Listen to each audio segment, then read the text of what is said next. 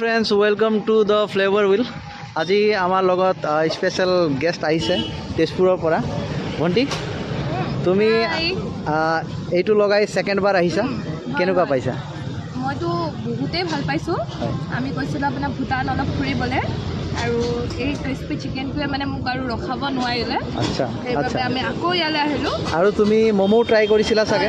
ম'মো কেনেকুৱা আছে? আপোনাৰ মই একদম 10 on 10 দিম। আচ্ছা, আপোনালোকো আহি পেলাই ইয়াতে টেষ্ট কৰিব পাৰিব ইয়াতে।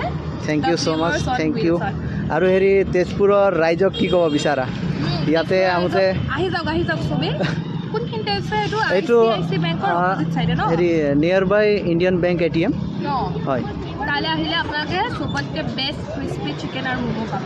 Thank you so' much, thank you for the wonderful review. আৰু চাওক ইয়াতে বহুত কাষ্টমাৰ আহি থিয় হৈছে, আৰু দাদা এইফালে বিজি আছে, এইফালে চাব।